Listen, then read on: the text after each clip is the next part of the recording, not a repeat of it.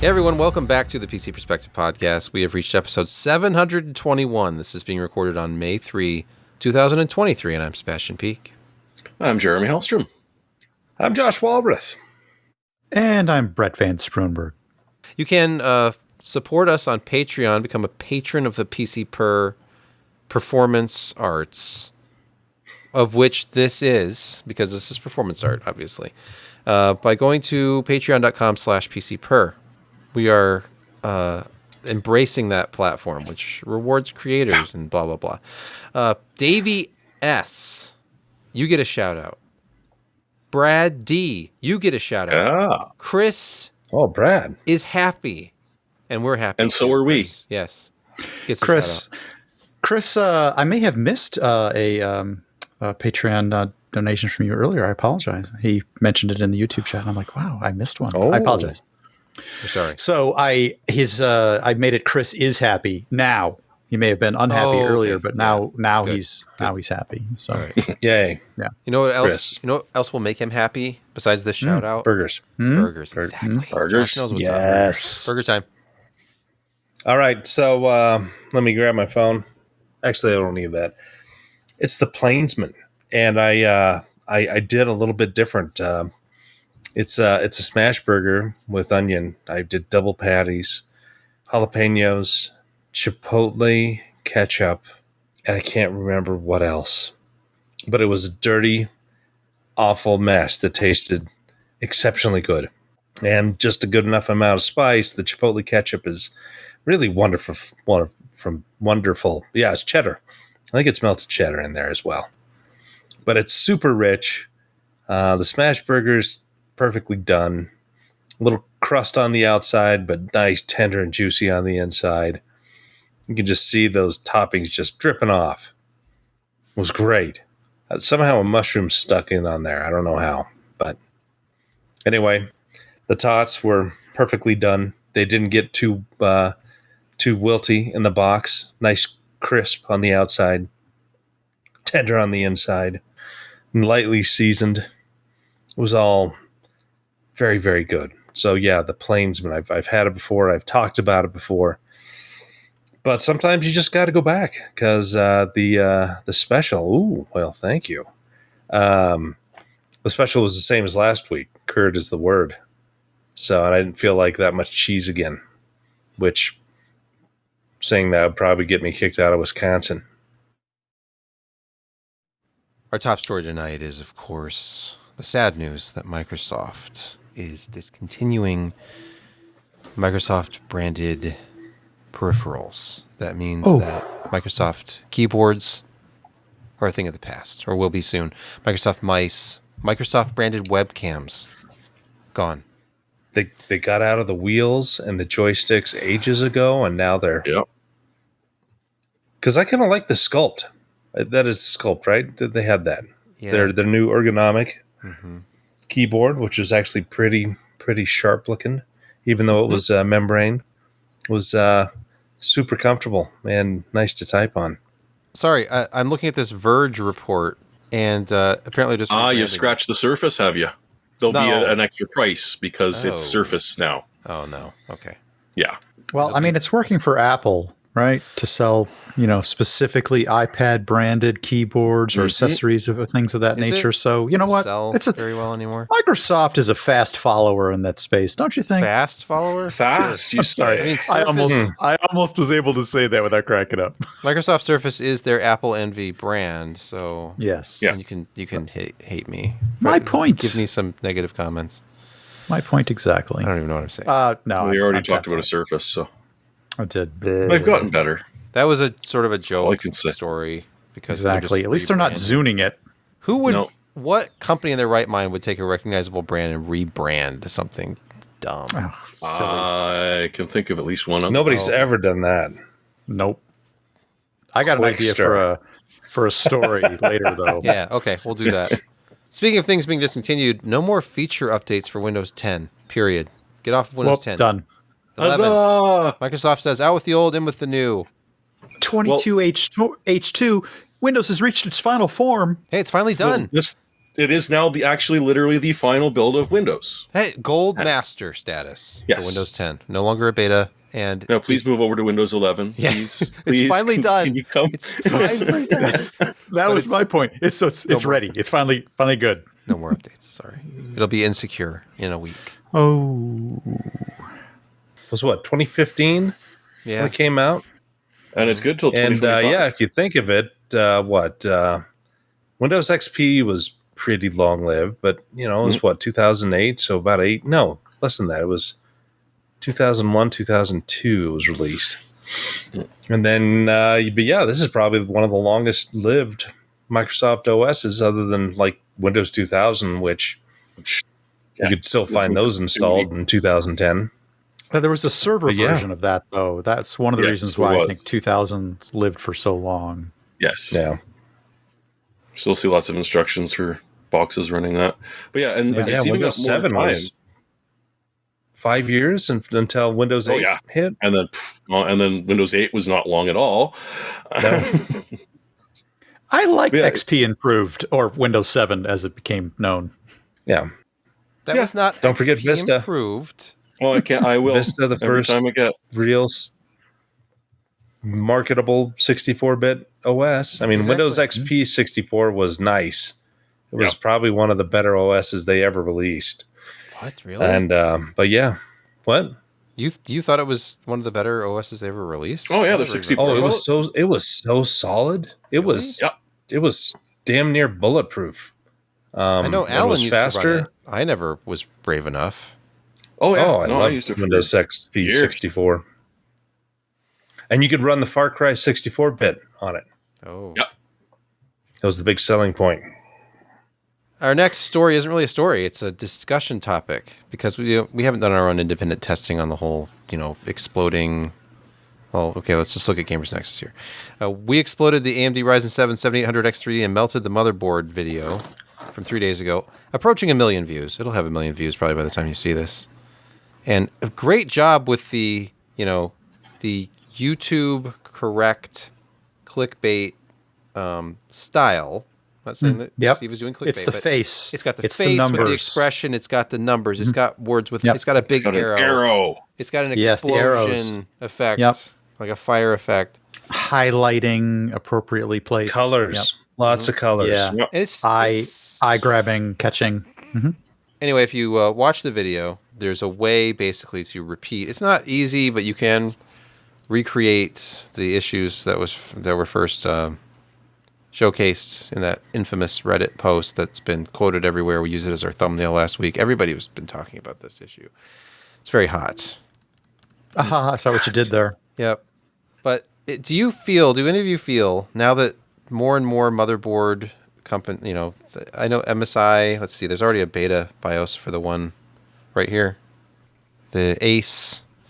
I can update that right now to a new version that says, by following the mitigation from AMD, fix CPU SoC voltage upper limit for Ryzen 7000 X3D and non-X3D series CPU, which might affect the performance of certain Expo memory modules. But You mean Sebastian, like anything with 1.4 volts or more just doesn't start anymore? your 1.4 kits. What about them? We'll talk about the 1.4 kit later, which I did review a 1.4 kit. In these uncertain times, I said I'm throwing caution to the wind. We're gonna push it to the limit and move to the Intel platform, and then test high performance memory over there. Not here. Looking at the comments here, Al in YouTube says that's a BIOS before they really knew what the cause was. Yeah, and this is from 428. AMD had already made their second statement, and I think that MSI is working with the information that they were given by AMD behind the scenes, but we'll see. That's the thing about AMD platforms. I'll get on my soapbox for just a minute here because my voice is annoying and you probably don't want to hear this, but AMD releases a new platform every so many years, and that platform starts off shaky, plagued with issues, and then over time, the microcode for the CPU and the platform itself get more mature. And usually by the second revision of everything, It's really mature. It's solid. If you were to go back and buy yourself an X570 board and a Ryzen 5000 processor, you would be just amazed at how rock solid it is and how fast it boots up. Why not 5000? Well, no. Are you talking about if you buy one now? Yeah, like if you were to buy a B550 or a X570 board and a Ryzen 5800 X3D, it's rock. For some reason, I thought you were talking about when you bought that originally, which was the X570 and the 3000 series launched together. No, I'm just saying now. Because if you bought it when it launched, it was buggy and it had problems. Yeah. And I went through all these headaches with memory overclocking even back then. But that was initial launch stuff. I got the stuff before it launched for its infamous 7.7.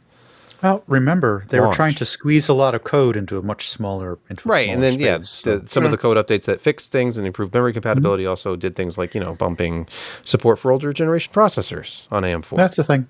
Yep. Because there wasn't enough space on the... Anyway, you should have seen Slot A. I love Slot A. I built my first computer using Slot A. A Slot A Athlon. Ridiculous. I bought used in 2002 or 3. Okay. Anyway. Yeah. So is this an issue still? Are you worried about AM5? Is this going to affect anybody long term? Because Gamers Nexus, one of the points in their video was they were doing accelerated aging testing. But unless something had been done, which obviously AMD is working to address, it seems like there would have been possibly premature death for a lot of processors. What am I trying to say? Like the morbidity rate? But anyway. I'm not terribly worried about this long term. I think they're going to fix it and they'll figure it out. But it could be, a couple of months before things are a little bit more comfortable and we stop seeing the horror stories. So hold on to your bootstraps. And otherwise, I upgraded my AM4 platform to a 5800 X3D and I couldn't be happier. Well, I could be happier if my kids had a job and moved out of the house. Are you going to blame Asus for that, or are you going to? That's probably not them. Yeah, we don't know. Maybe I'll contact JJ. See if I can. Yeah, JJ's a nice guy. He is a nice guy. All right. You know who else is a nice guy? Alvin. Wait, no. What is his name? Allyn Malventano. Yes. Multivino. That guy who used to sit, like, if I was Ryan Trout, he would be, like, right here next to me. Yeah. Allyn Malventano. Leaning in for the hot take. Yeah, but he's not. He's not with us anymore. He's not, no. If Allyn were alive, here, but he's just not with us. Here. He's alive and doing Wendell's podcast. He's doing solid work, though. He's doing level 1 tech. Solid. But he's also doing solid work. Then again, I didn't ask him to do our podcast. I would love for him to do our podcast again. I just need to, he'd do it. Talk to him and, communicate like an adult. I'm going to be at his house in a month. We'll do the podcast from there. Let's talk about where Allyn ended up. Our next story revolves around Solidigm, the company that Allyn Malventano works for now, in case you didn't know. Because Solidigm is what remains, it's like the spiritual successor to the Intel storage group. I thought it was just kind of not that the people quit. It's just that it was spun off. It was spun off and sold to SK Hynix. They formed an alliance with SK Hynix. Yeah. Yeah, something like, I don't really know. I've read the press release, but Solidigm Synergy 2.0 software has been released, and it offers new features to optimize and personalize storage performance. Now, this doesn't sound very exciting, but here's what is going on here. It's free. It's software that improves performance of your SSD. It's kind of like intelligent SSD caching. Brett, you'll know all about this. Imagine, if you will, an operating system that can take an SSD, like a small SSD, and a hard drive, and intelligently cache the two. Wait, wasn't that built into Apple's Mac OS? I've heard of this. They called it Fusion, right? It's like they brought two things together and fused them. They had a name for that. One of the it escapes me. Absolute worst hard drives of all time, the Seagate SSHD.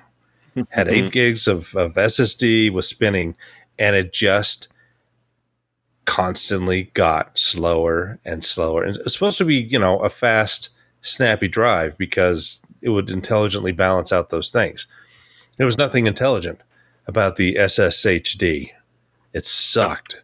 Well, you don't have to worry about that. Because on Mac OS, it was supposed to balance this out and pull most heavily used things into the solid state portion. You know what? And it worked really well, especially if you had like 128 gig SSD instead of those terrible like little 32 or whatever they put in there, 48s. True. It did work reasonably well, but the OS had to understand the topology of the drive. Yes. Yeah. So Solidigm has this Synergy toolkit. It offers personalization and ease of use. I'm just reading off of this press release here. A reimagined and dynamic graphical user interface. You can monitor your SSD activity, run reports, view the operating temperature, track drive health. Now, when I was trying to pick Alan's brain about this technology, the thing that I kept thinking of was, it sounds like that H10 product, the Optane Plus SSD, but his feeling about this is that it's way more advanced, that it's not as limited as that implementation of caching was. So I am excited to try this out. I have a couple of Solidigm drives. I don't think you even need a Solidigm drive. Maybe you do. So, there's two things. There's like a driver and a toolkit. And so the toolkit will work with everything. Okay. I just installed this before the podcast. I was living dangerously. Installed it, restarted, everything's up. And so, the big improvements are, it looks like you've got better write speed.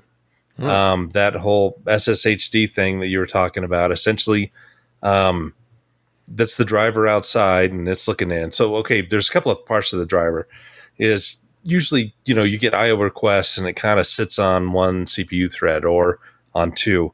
And if you get that high enough, then your CPU is going extremely high perf, and you're going to get some kind of possible performance issues in the applications you're trying to run, just because it's trying to do all of this kind of IO stuff. And so the first part is that they've spread that out so it's more intelligently loads your CPU. And the second one is the whole SSHD. You put the older data that is not used as much on the TLC or in the case of the P41, the QLC, and then all the stuff that gets used a lot of is all put to the SLC.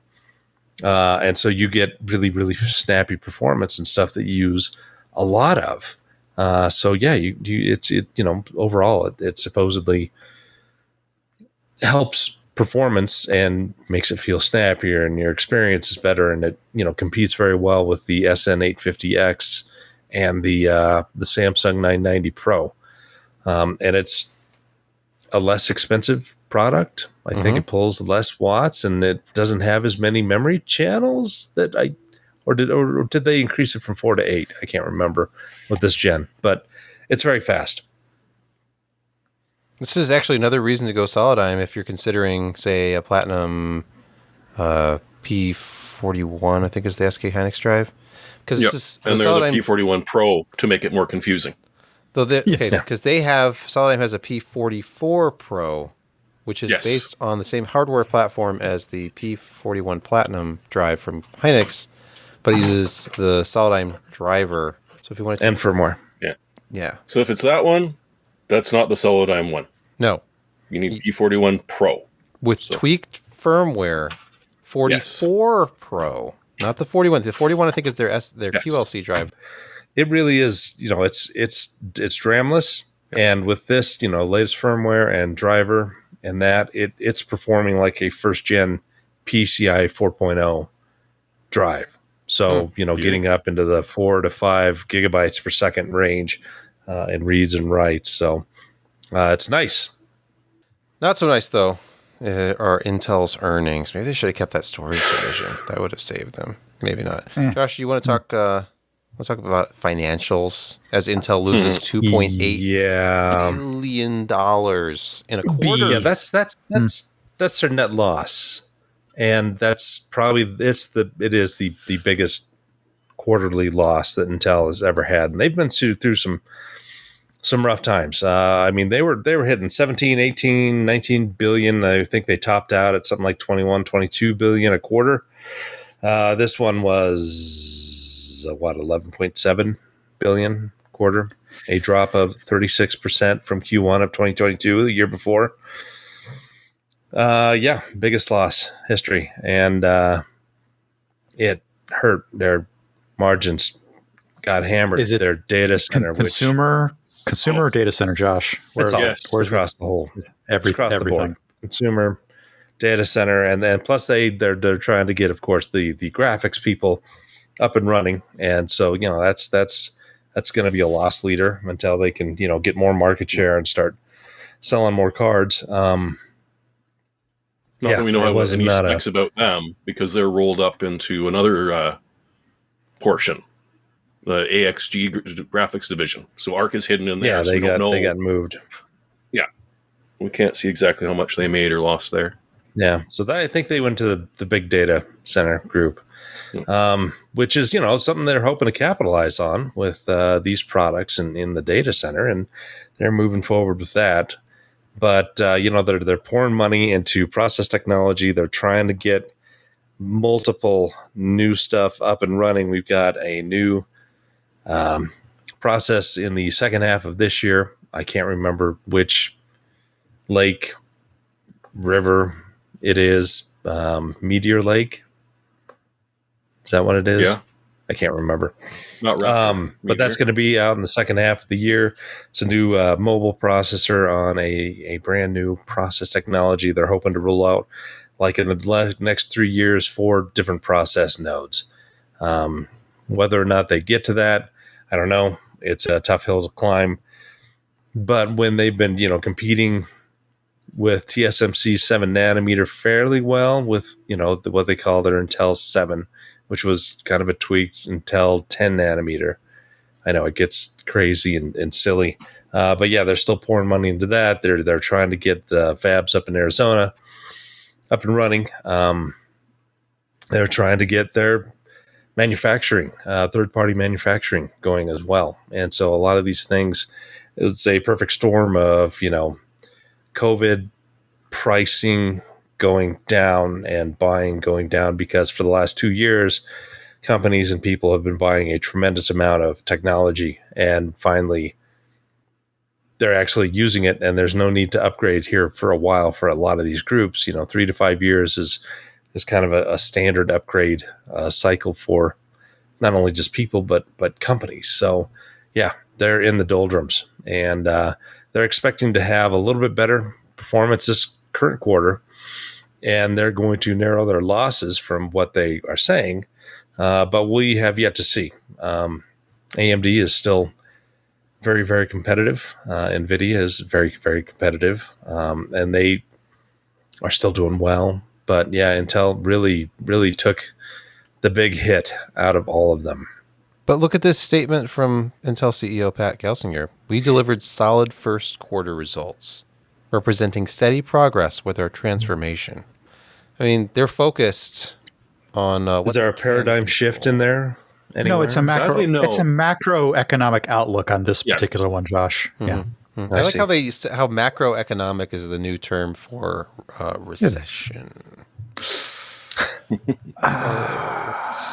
Costs are up, buying is down. We're raising competition interest rates is constantly. fierce. Compensate for the loss of the value of the dollar. When are they going to catch up with the epic price performance core count ratio? New architecture, more efficient architecture. I mean, It's going to take them a gen or two. Are we going to talk about AMD financials? I can feel like, have they released those why yet? not? I mean, we just yeah, that was 2 days ago. They lost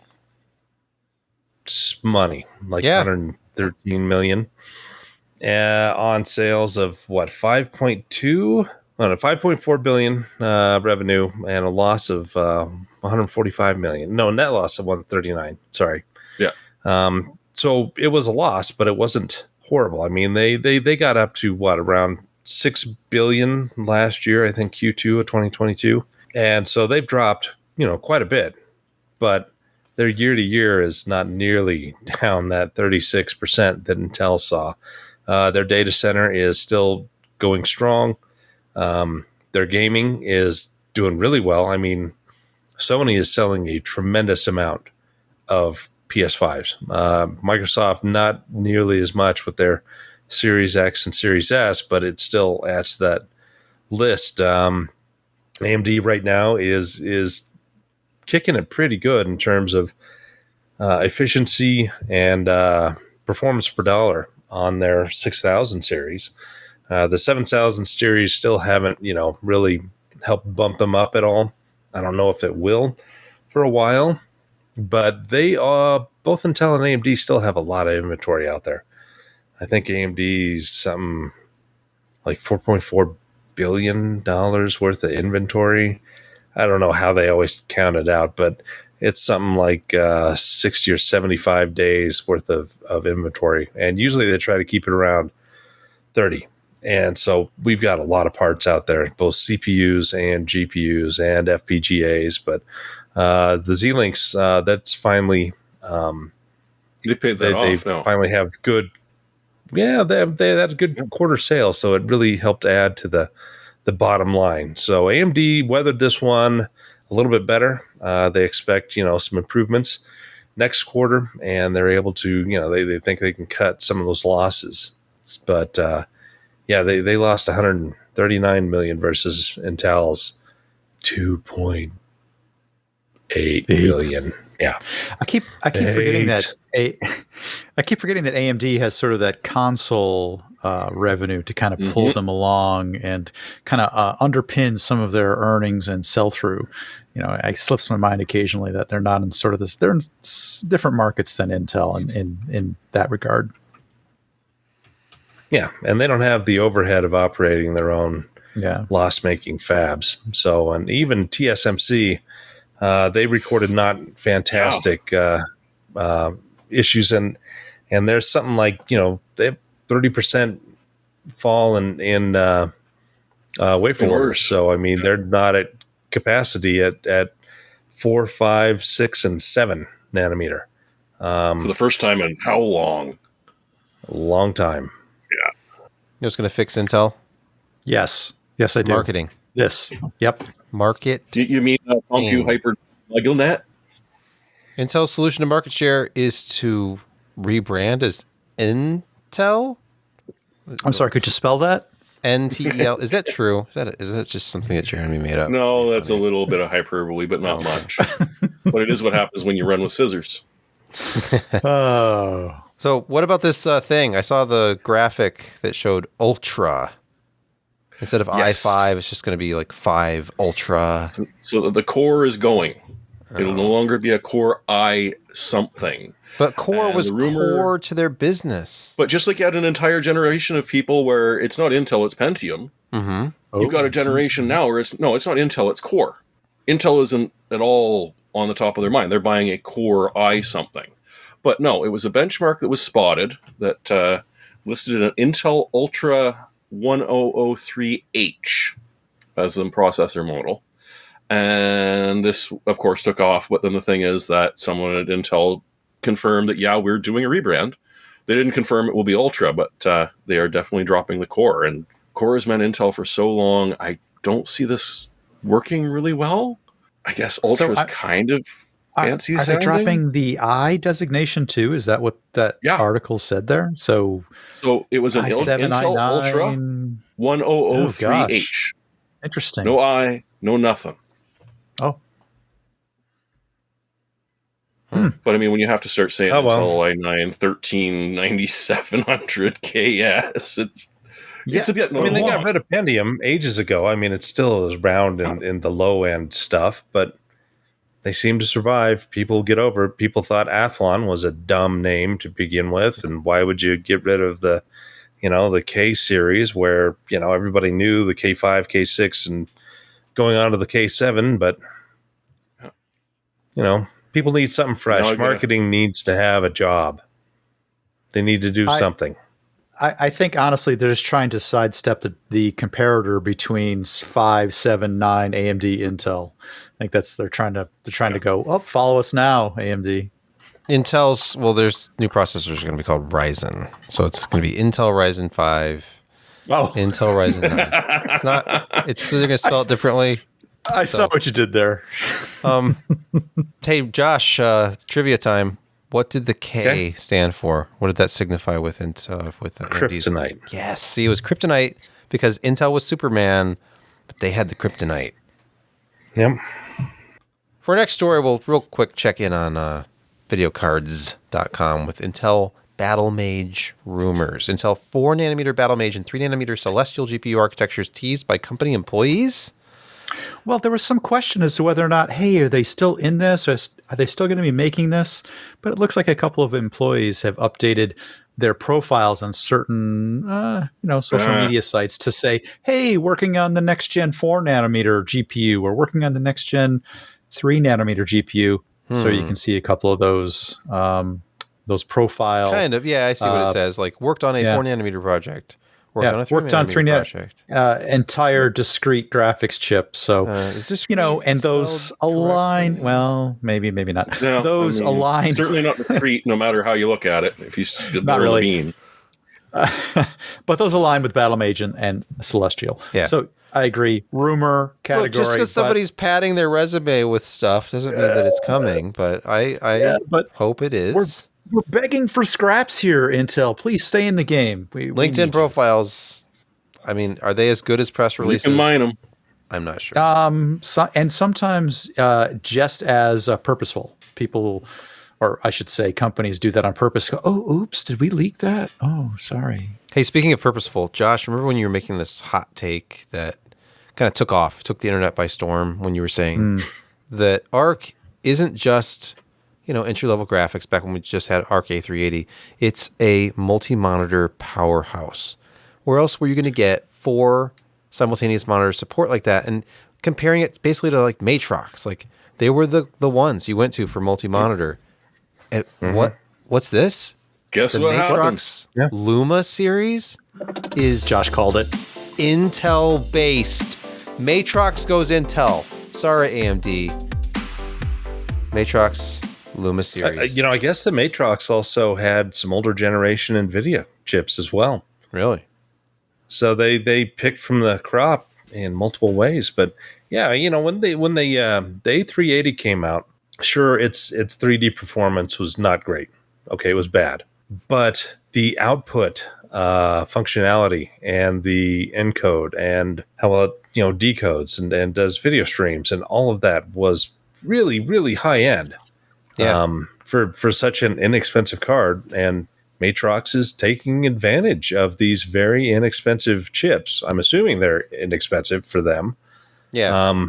And slapping them into these cards because Intel wants to sell chips, and they're going to take Matrox as a partner because why not? Matrox you can use. I guess Matrox responded to us that you can use the Intel drivers if you want, but only the Matrox display drivers will work on the Matrox products. So you have some flexibility there as well, which is kind of interesting.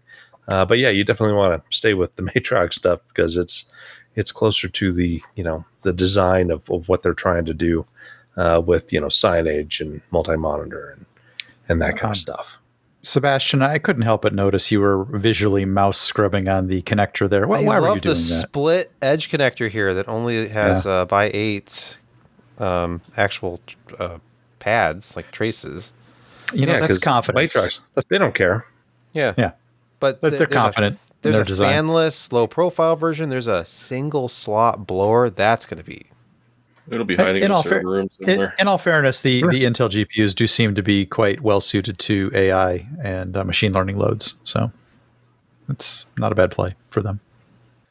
Let's look at a report from WCCF Tech. Now, there had been rumors that NVIDIA was going to be limiting GPU production due to excess inventory, which could lead to GeForce RTX 40 price cuts if things don't improve.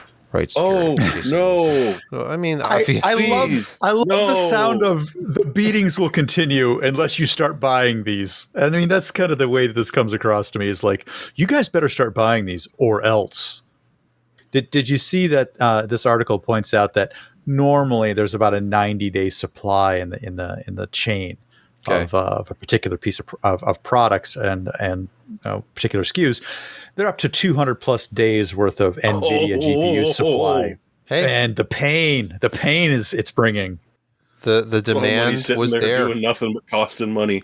The problem is just timing, because if you had that 200-day supply in 2021, they would have sold every single one of those GPUs. You had a 0-day supply. It's like just-in-time manufacturing back then. Whatever you make, you sell immediately on pallets. Literally people sitting on the end of the line. So it's just unfortunate that processed node now latest stuff takes 4 to 6 months. Yeah. From start of the wafer till finished product. My favorite 2 words out of this particular article is economic devaluation. I'm just going to leave you with that and just cry those crocodile tears for NVIDIA and just say, "God, oh, help us. Please buy. No, sorry. You needed a tissue. I actually did need to blow my nose, but I realized I hadn't muted myself. It was good timing. And timely, I want to say. Mm-hmm. Speaking of timely. Yeah, speaking of timely, I don't know why we're looking at this, but Digital Trends has an article, NVIDIA GeForce RTX 4070 versus AMD Radeon RX 6950 XT. It just seemed to dovetail nicely with please buy our GPUs, please. And the 4070, I think, is the poster child for please buy it. Well, I mean, I don't think anything's going to fare well against the value proposition that is the 6950 XT and at $599 with 16 gigabytes of GDDR6. Yeah. As you know, in the comments section of any GPU article anymore, the only thing anyone talks about is VRAM. So it's the kiss of death, like the 4060 Ti rumors and the police chase happening right behind you know, I mean, whatever you've got going on outside there. But I think a lot of these comparisons simply boil down to, if you like your ray tracing, probably buy the NVIDIA. If you don't care so much about that, probably buy the RX 6950 XT. If you don't mind the lack of bragging rights for being on last generation, if you can stomach the social awkwardness of telling people that you're only on last gen AMD, if you can get over that and just enjoy playing your games, you'll be fine. I don't think that anybody would laugh because you bought groceries and they didn't. I don't think it's socially awkward to say I'm on last gen AMD when every single last gen AMD had 16 gigabytes of VRAM. Oh, there it is. So you just laid that. How on the embarrassing table. would it be to say, "Yeah, I just got the new 6 gigabyte NVIDIA card, 8 gigabyte card for $400." That's going to be embarrassing because people are going to say, "You fool! You could have bought." I have a gently 12, used, gig Yeah, for that's not enough. $350. It's not enough anymore, Josh, because No. these modern Your games allocate all your textures. RAM. They allocate all your RAM, and then it looks like you're out of RAM. Yep. Your textures don't load, Josh. You don't even know this, but your textures don't fully load. When I buy a mid-range GPU, I fully expect to be able to play at ultra textures at 4K. And I course, can't with 12 gigs of RAM. So you just can't. Can't do it. Basically, buy whatever fits your budget. yeah, make the most of what you have. Yes. That's what it's And then all hold about. on to it for Don't forever. be embarrassed by buying last gen. Don't be embarrassed by it. Just buy Don't be it. embarrassed by your Core 2 Duo box that can't even get on the modern internet anymore. It's fine. There's nothing wrong with that. There's nothing it's wrong with fine. dial-up performance on broadband. Just because you need to proxy through that iMac, that's fine. Not everybody does things like that. I don't even know how to do that. Everything in my house goes through a 2009. Did they have the unibody iMac in 2009? No, they did not. No, it's a headless white, very small iMac, whatever. Wait, white? You're dome. talking It's a about dome. Intel Core dome. 2 era. Okay, It's a domed iMac with that Okay. really cool silver arm behind it with the adjustable monitor on it. It's I have freaking one on the awesome. floor over by the furnace, actually, that doesn't work.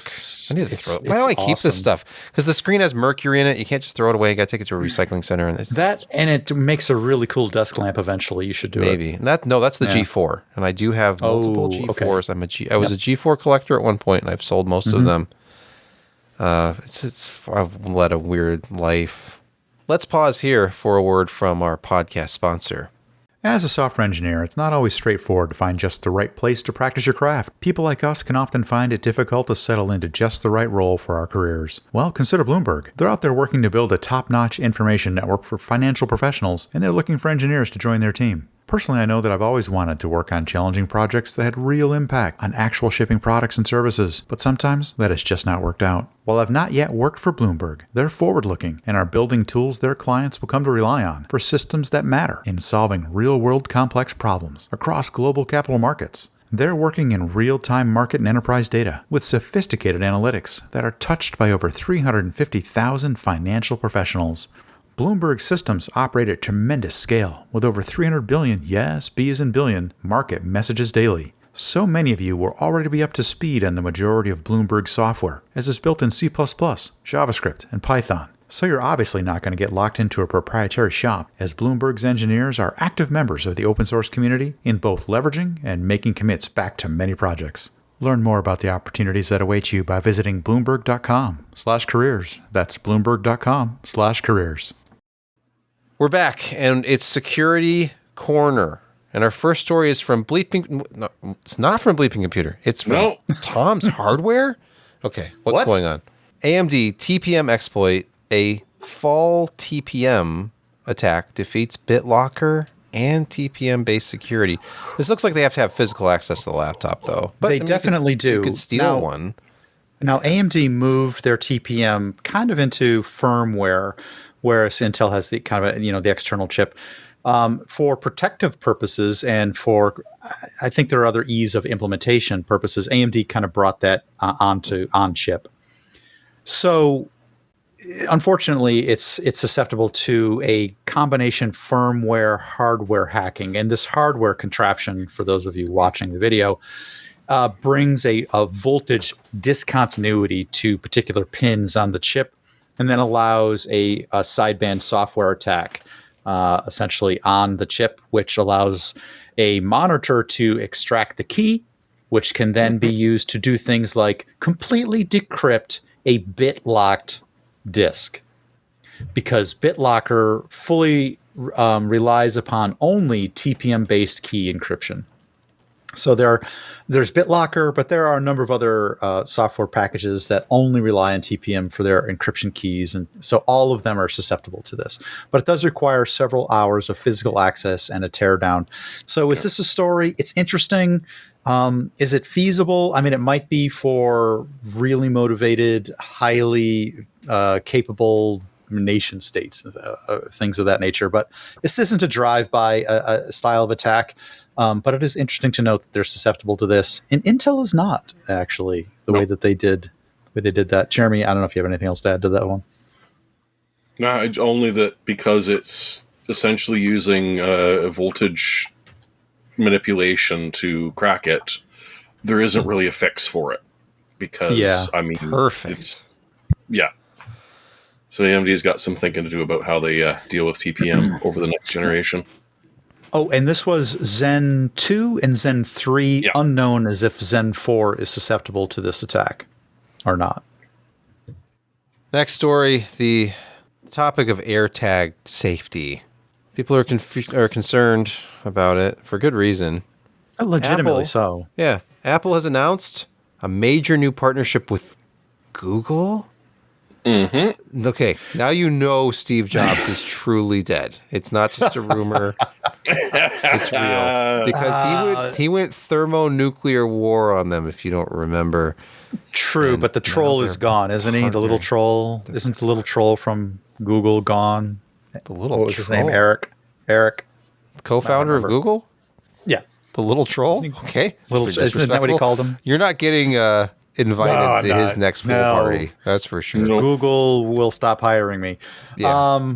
Yeah. So this is about the legitimate concern regarding AirTags being attached to people, bags, cars, houses, what have you, so that people can be located or tracked or found. And this is a good story in security. You don't often get a chance to talk about these.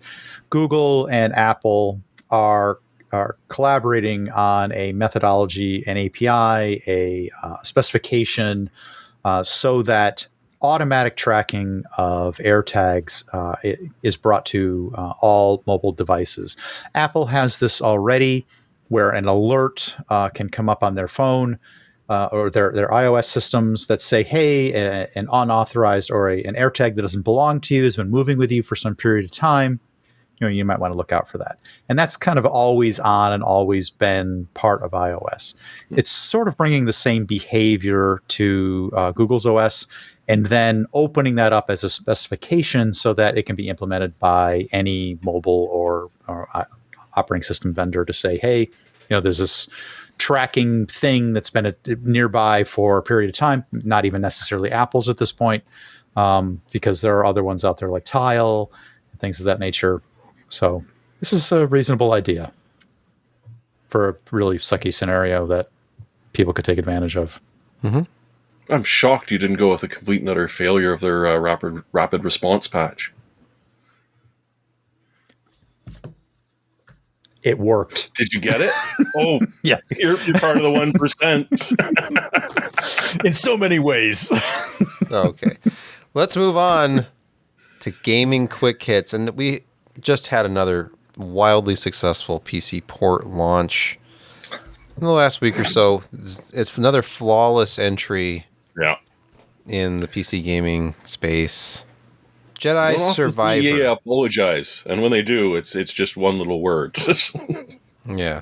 So it crashes a lot, and it's unreliable, and it's another one of those lazy ports because the priority is always on the console version of the game because it sells better and it makes more money. So that's the sad thing about this hobby these days. Now it plays second fiddle to these little $500 consoles. No, we're just a port.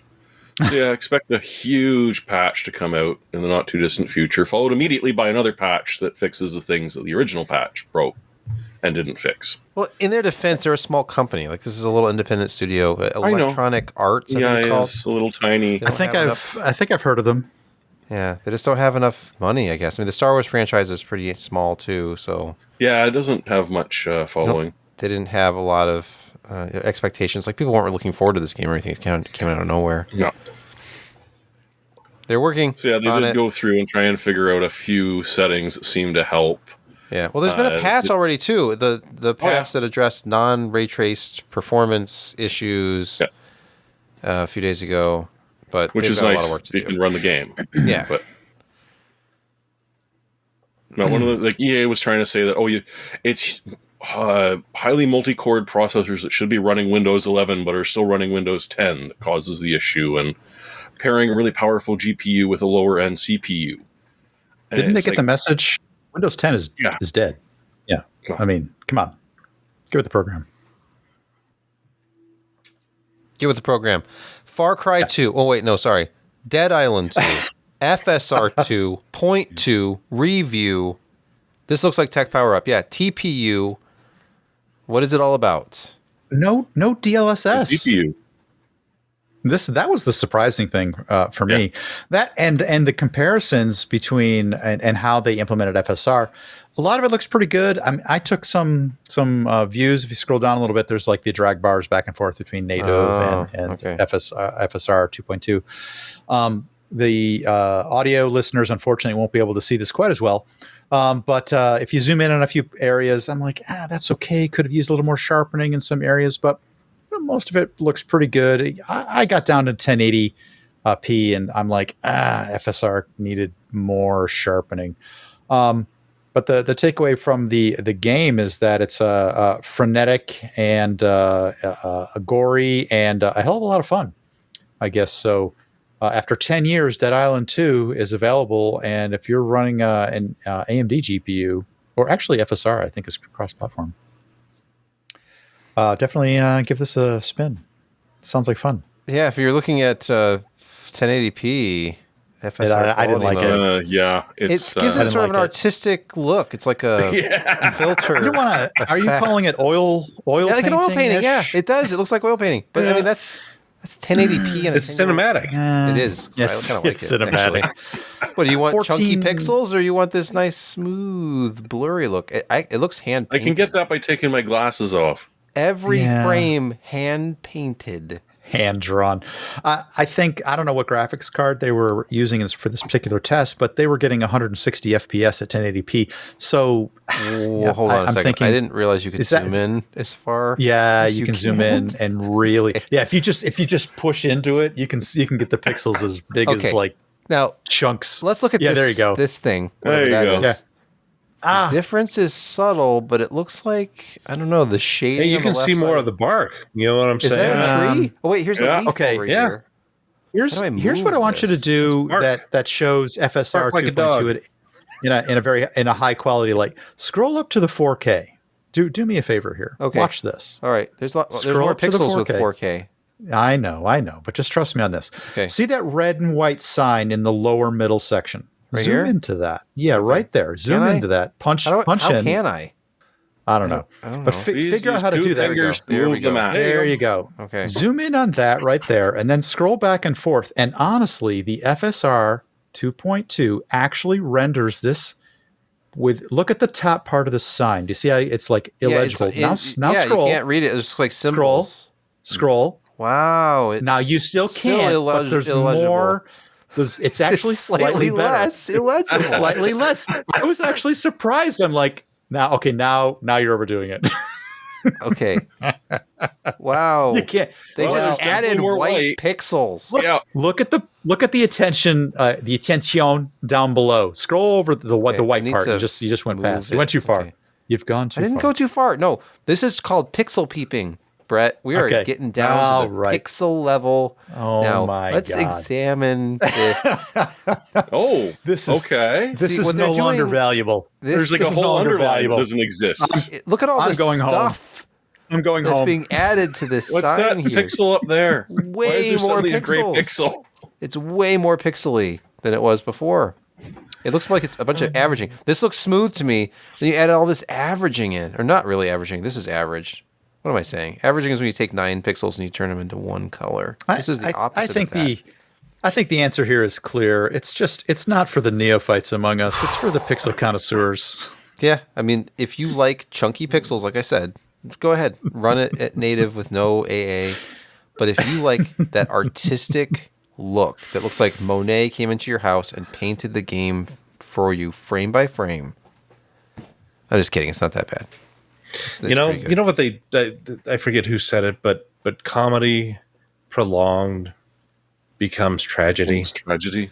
It moved into tragedy here, didn't it? Okay. We're in tragedy. Yeah. We're going to very quickly look at a couple of reviews. One of them for a couple minutes, and the other one for like a couple seconds.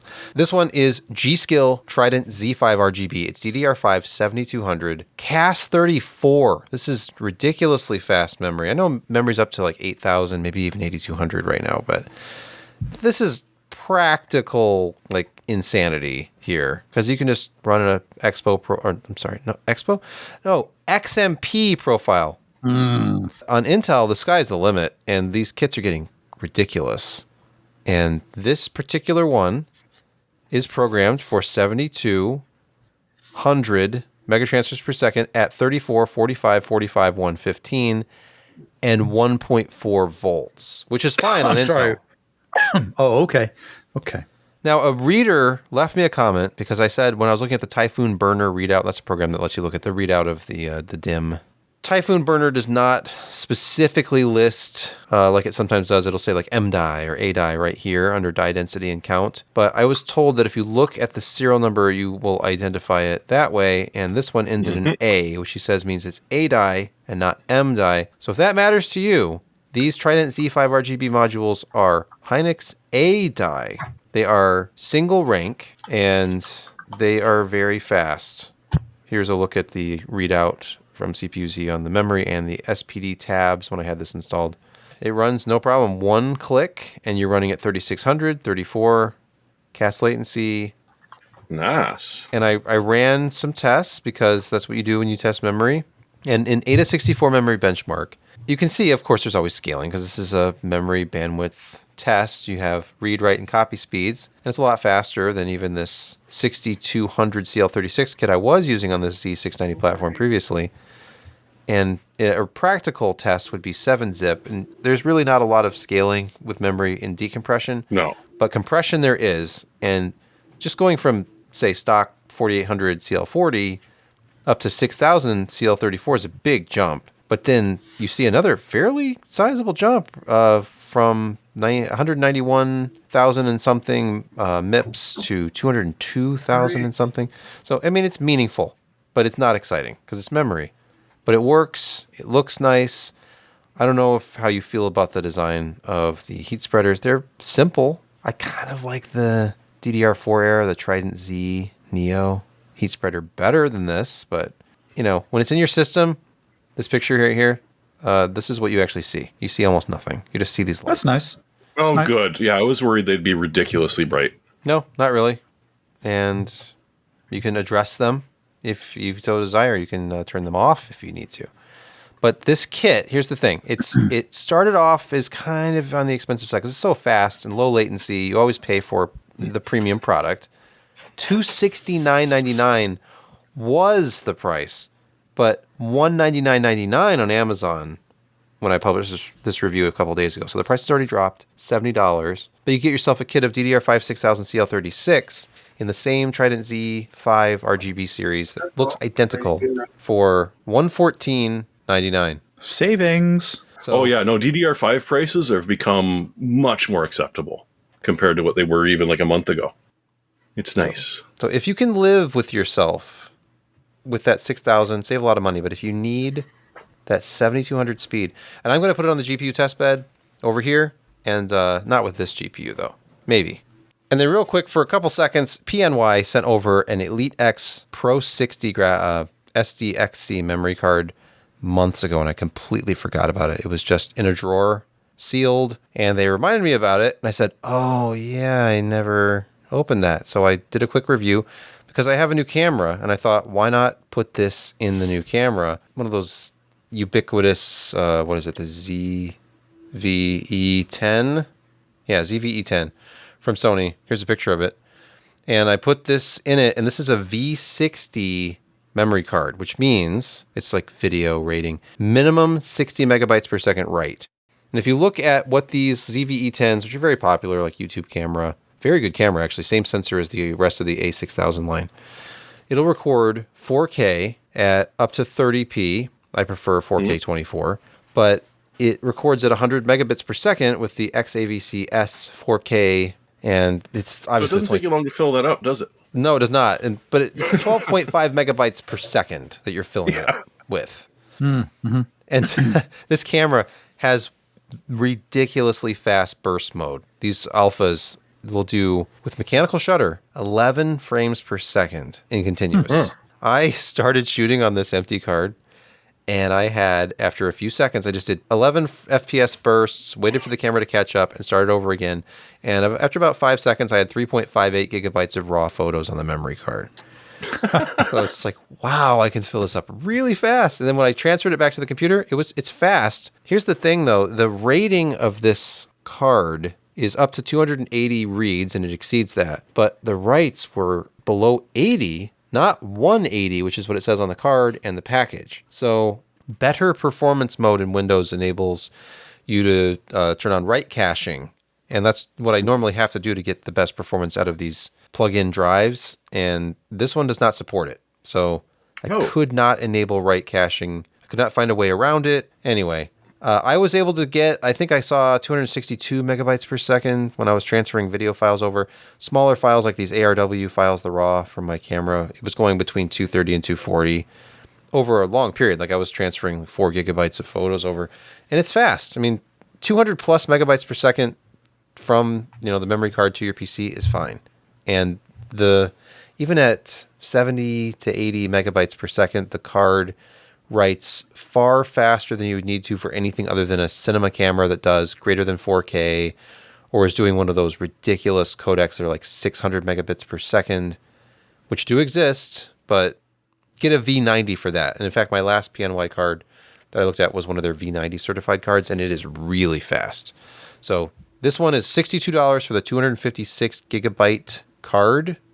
I've noticed that the 512 is already selling at a discount, but if you compare to other V60 cards, there's not a ton of them out there. It's half the price of a SanDisk Extreme Pro V60. And you still get your guaranteed 60, so. Exactly. You're getting guaranteed 60, and it's cheaper than the Lexar Professional V60 card. The only one that sounds like it's quite serviceable in many 4K capable cameras, even at video speeds. If you're just doing the kind of stuff that I'm doing right now, or if you're recording YouTube videos, that kind of thing, you're never going to need more than a V60 until you move up to a cinema camera. So yeah, check that out. If you're looking for a V60, it's a way better deal than most of the other options out there. And if you go into a place like Best Buy, like I was the other day, randomly stopped in, I checked out their SD card wall because I'd just done this review, and they didn't have any V60 stuff at all. They just had a bunch of V30 stuff. So,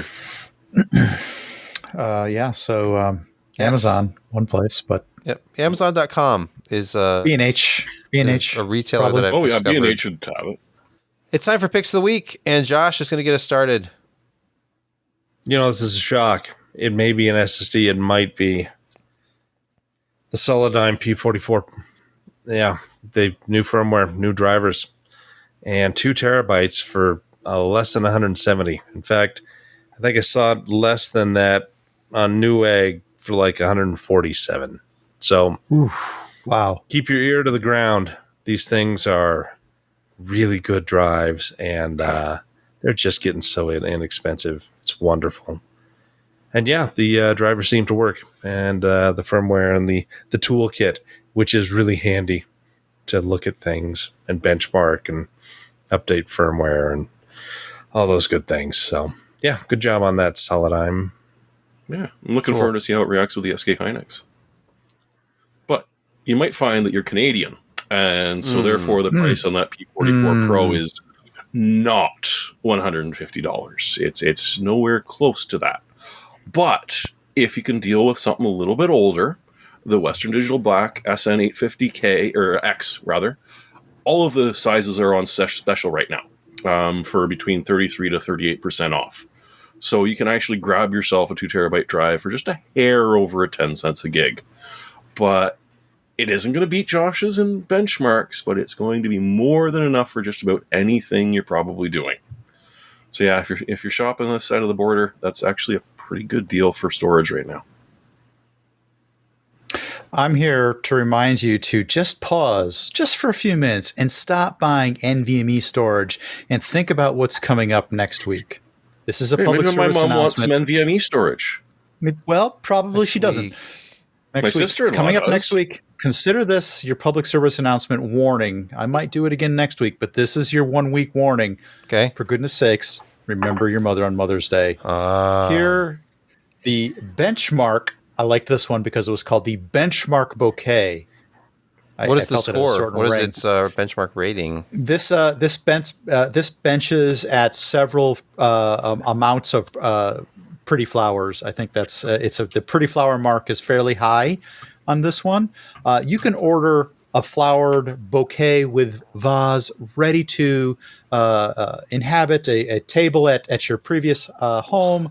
Delivered from Amazon. How does the water stay in the vase or vase? You need to supply your own water once it arrives. They actually deliver live things. Look at that! It's sideways on your front step. They do. They do. Consider this your public service announcement, folks. Stop buying NVMe storage just for 1 week. Get your mom some flowers at least. Nice. I don't know, release. I just looked through my benchmark. Sorry to interrupt. I still have the texture filtering test and source from 2002. So I'm going to get that puppy out, and I'm going to load the ARC back up and see what kind of NISO filtering, if it is angle independent, if it's that high quality, or if they're doing something goofy. I'm curious because nobody tests that stuff anymore. Oh, I don't know. I think your pick of flowers is a little bit weird. Yeah. A white lily means virginity. it's got pink roses mixed in there as well. Well, I mean, that's I think happiness. Yeah, that's happiness. I think the bouquet might be selectable, but the reminder is not selectable. Because remember, kids, there is a language of flowers that exists, and some people know about it. So it's true. You can make some very What strange does yellow mean? statements. Isn't yellow love? I thought yellow meant love. Because everybody thinks red roses, but I thought giving a yellow rose to somebody was significant too. It probably is. I had to restart my laptop. I had to hard reset it by holding down the power button because my screen went black. Jealousy. Yellow rose is have, jealousy, decrease of love, or infidelity. I thought it was something else. No, Maybe it's a different skip country. the yellow roses then. Maybe Don't it's, do maybe the it's yellow a Canadian. Maybe it's a Canadian thing. I don't know. In Canada, yellow rose means this. Well, Sebastian, in it sounds jolly like old you England. got a forced Microsoft update is what it sounds like to me. I don't know. That's It's usually not a black screen; it's a blue screen. no, they don't even do Microsoft, I blue thought. anymore. They've got a nice calming new Well, color. right, 'cause it's all just a QR code. With a QR and code that does nothing. This one didn't even do that. Okay. That'll be power then. My pick this week, real quick, it's a YouTube channel recommendation. I don't know if anybody in the audience is a musician at all or just somebody who noodles around at home on a guitar. But if you haven't noticed lately, this is depressing because I haven't been paying attention to guitar gear at all for a couple of years since the last time I bought an amp. And guitars have gotten crazy expensive. Amps have like almost doubled in price. It's just like graphics cards. It's just like everything. It has not left that industry alone. So I am not even motivated to watch music gear videos because I can't buy any of the stuff that I want. But there's a very entertaining channel I stumbled upon. It's kind of like if Bill Murray did a guitar gear channel. So I don't quite get that, but I do. I've watched him before, and I do get it. It's not kind of. I mean, he's Canadian. He's from Ottawa. His name is Landon Bailey. That automatically makes him odd. He's got a very offbeat sense of humor, and he does a lot of like silly. I don't even know how to describe it.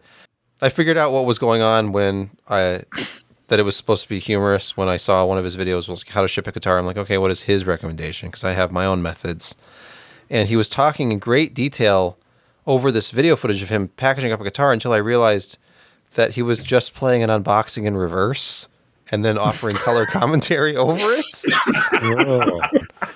But it's very good. Watch his channel if you want to. All right, and that is the PC Perspective podcast for the week of May 3, 2023. And thank you for making us a part of your day. Yes. We appreciate you. Your evening, your morning, wherever it is you are. All of you, all 4 or 10 of you. No, there's however. hundreds of people All right. Okay. Maybe this who are one. into this. Okay. Why do you have a tire on your screen behind you? I have to ask. The title of the podcast was 721. There was an old commercial from Firestone that they used to extol the virtues of their particular tire that had the bands they would talk about during the commercial, which was 7 wrapped by 2 wrapped by 1. So I went with a screenshot from the movie Rubber. Wow, that's pretty esoteric. That's one of the weirdest things You know what? I've You ever heard asked. in You my asked, entire though. life.